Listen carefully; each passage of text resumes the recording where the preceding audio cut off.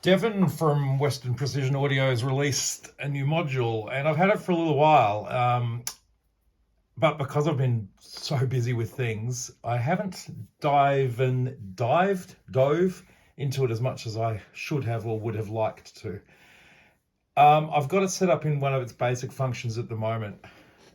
Basically, the H1 is a 2-oscillator harmonizing module, and it's fully analog VCO sound. So the mode I've got it set up in at the moment is I've got another oscillator, which is my ToneStar 2600 semi-modular, so a whole voice. But I've got one of the wave outs from that, and it's a square wave. And I've got that coming to the oscillator in on the H1. And the mode that I'm in at the moment tells the H1 to listen to the oscillator in and then play oscillator A and B at pitches related to that wave that's coming in. And I can make that whatever I want. So right now, interesting. Okay, is that what I've done? Okay, so right now oscillator A is a minor third. Well, actually it's a major third, sorry. And oscillator B is a fifth. But what I'm going to do is change them both to be the root. So what you're going to hear first up is just the ToneStar on its own. Oh. I've got the envelope within the ToneStar modulating the filter, so it's got that really lovely smooth up sound to it. So the wave output pre-VCF, as I said, is coming into oscillator in over here.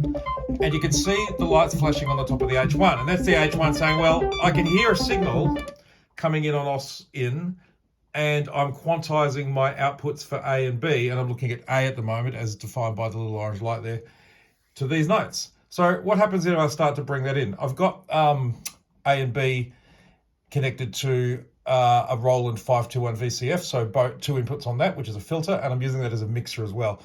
So what I'm going to do is turn up oscillator A.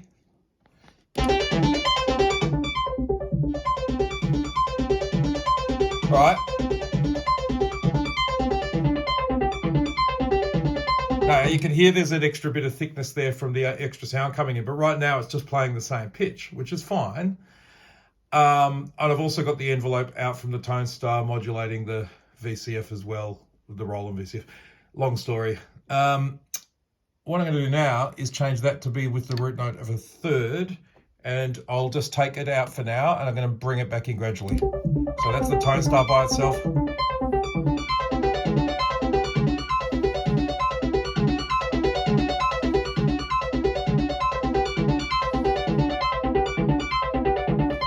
So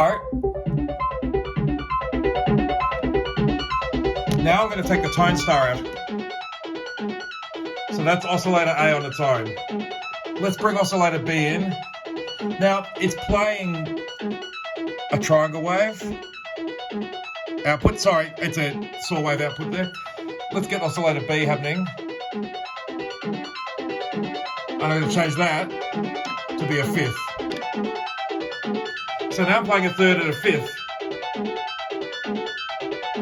And that's all analog VCO tone from the H1.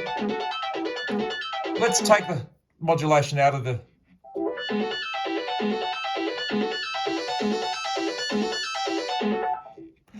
Because remember, I don't even have an envelope gateway on the... I'm using the filter as kind of like an envelope. Anyway, let's bring the ToneStar back in. So now we have the root.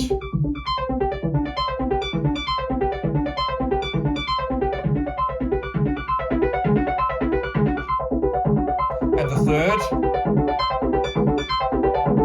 And the fifth.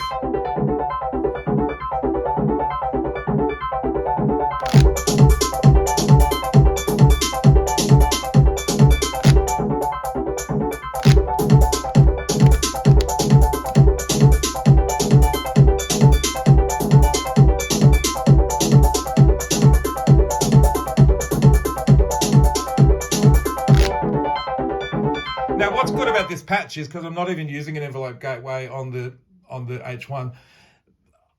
The envelope, well, I am. The envelope gateway is going to the VCF though, not a VCA. So it's kind of fun. So whatever I do on the Tone Star envelope actually is affecting all the voices, which is kind of fun. But anyway, look, I just wanted to quickly show what the H1 does in its standard mode, right? There's some other things that does too, quantizing, free pitch, all sorts of other things.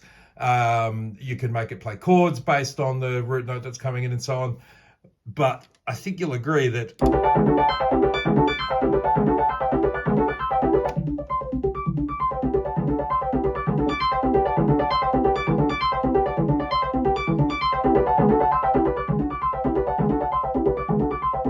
and that's just a fast patch. I mean, I didn't even finish that voice off with a VCA.